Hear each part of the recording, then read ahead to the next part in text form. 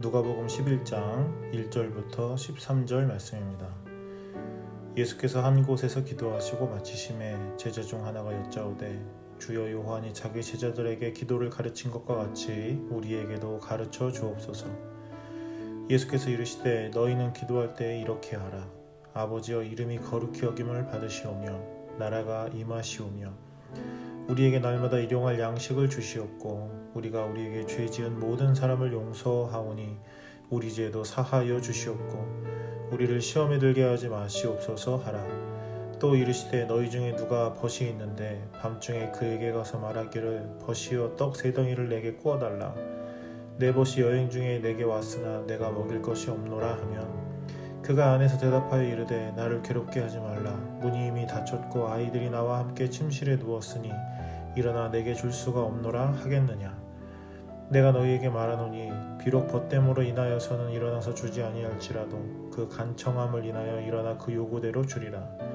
내가 또 너희에게 이르노니 구하라 그러면 너희에게 주실 것이요 찾으라 그러면 찾아낼 것이요 문을 두드리라 그러면 너희에게 열릴 것이니 구하는 이마다 받을 것이요 찾는 이는 찾아낼 것이요 두드리는 이에게는 열릴 것이니라. 너희 중에 아버지 된 자로서 누가 아들이 생선을 달라 하는데 생선 대신에 뱀을 주며 알을 달라 하는데 전갈을 주겠느냐. 너희가 악할지라도 좋은 것을 자식에게 줄 줄 알거든 하물며 너희 하늘아버지께서 구하는 자에게 성령을 주시지 않겠느냐 하시니라. 아멘. 오늘 본문은 예수님께서 제자들에게 기도에 대해서 가르치시는 장면을 담고 있습니다. 내용을 요약하면 세 단어로 정리할 수 있는데 방향, 태도, 관계예요. 하나씩 설명을 좀 더 하자면 먼저 예수님은 기도의 방향에 대해서 가르쳐 주십니다. 1절부터 4절까지인데 우리가 너무 잘 알고 있는 주기도문과 관련된 구절들이에요. 제자들이 세례 요한이나 다른 랍비들처럼 기도하는 걸 좀 가르쳐 주십시오. 이렇게 요청을 합니다. 그러니까 예수님께서 그러면 너희는 이렇게 기도해야 해 하고 가르쳐 주신 내용이에요.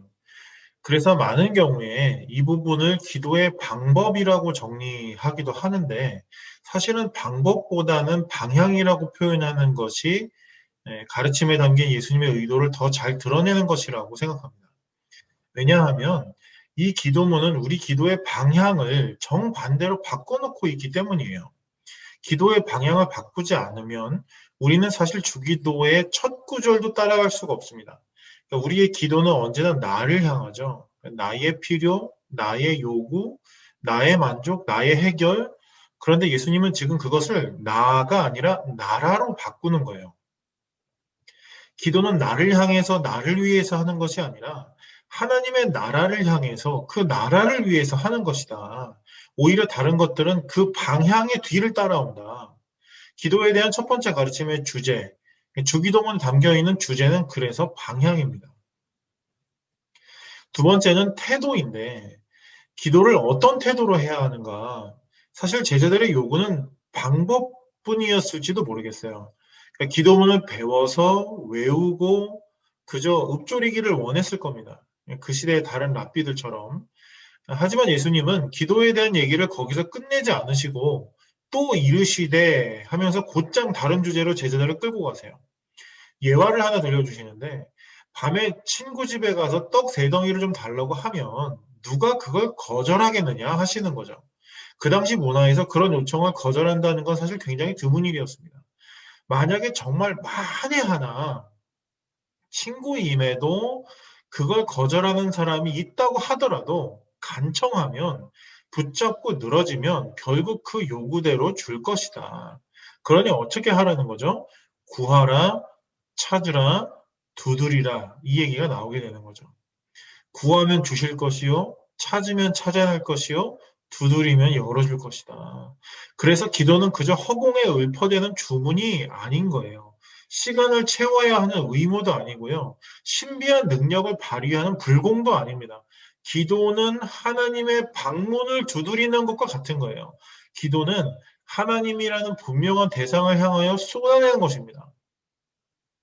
그래서 기도는 인격적인 교제이고 요청과 응답의 소통이에요. 그러니 확실히 구하라는 거죠. 확실히 찾으라는 거죠. 확실히 두드리라는 거예요. 왜? 기도는 그런 거니까.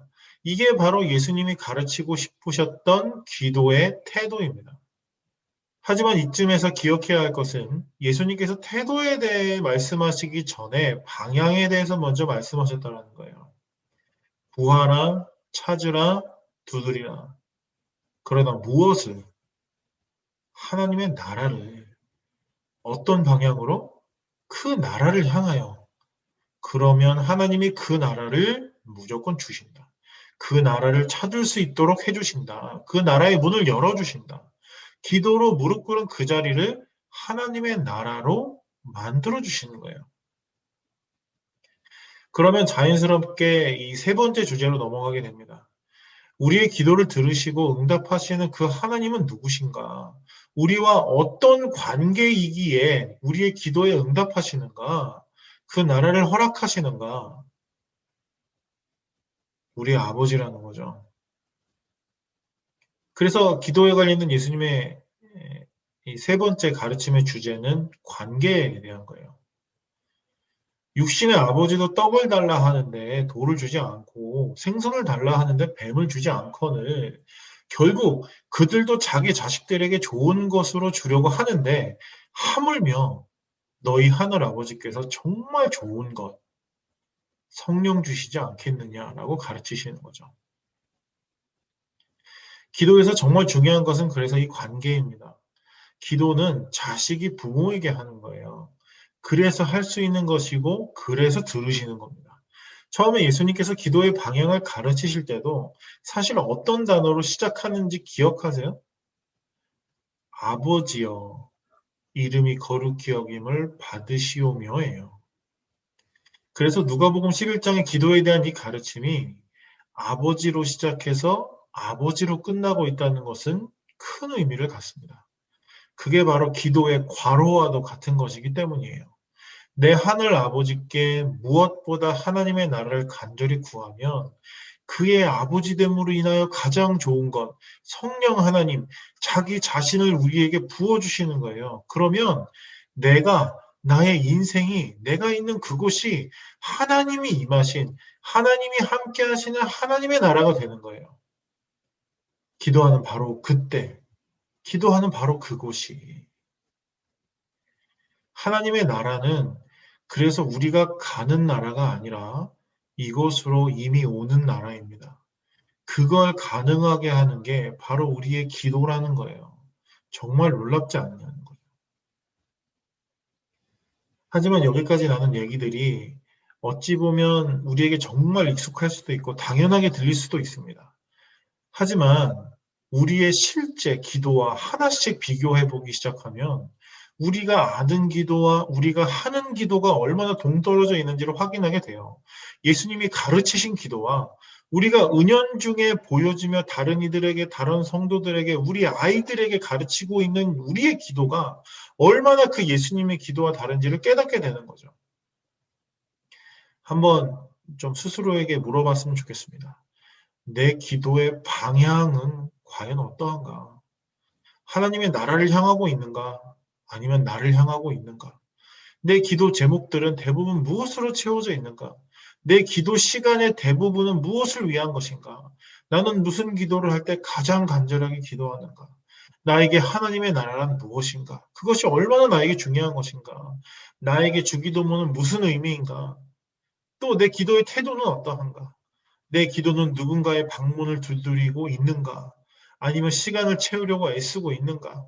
내 기도는 분명한 요구와 응답에 대한 신뢰 속에서 진행되고 있는가? 아니면 주문이나 연불처럼 반복의 반복만 이어가고 있는가? 또한 내 기도의 관계는 어떠한가?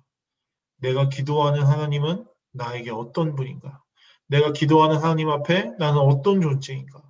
수많은 질문들이 우리의 마음을 찌르죠. 코로나 때문에 온 세계가 너무 많은 고통을 당하고 있죠. 그리고 너무 많은 것들이 바뀌어가고 있습니다. 교회도 예외는 아니에요. 너무 많은 고통을 당하고 있을 뿐만 아니라 또 고통을 주고 있습니다. 정말 안타까운 일이죠. 그리고 또 너무 많은 것들이 바뀌어 가고 있습니다. 하지만 그 중에서도 하나님은 은혜를 주고 계세요. 하나님께서 우리가 그전까지 놓쳐왔던 정말 중요한 신앙의 주제들을 다시 발견하게 하시고 신앙의 균형을 잡아주고 계신다고 저는 믿습니다.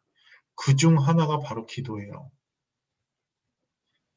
바쁜 일상 때문에 포기했던 아니면 교회에서의 단체 신앙 행위를 때우려고 했던 우리를 다시 기도의 자리로 불러 모으고 계세요. 깊은 골방으로 하나님 아버지와 독대하며 진정한 하나님의 나라를 꿈꾸며 그 나라를 실현시키는 바로 그것으로 우리를 초청하시는 거예요.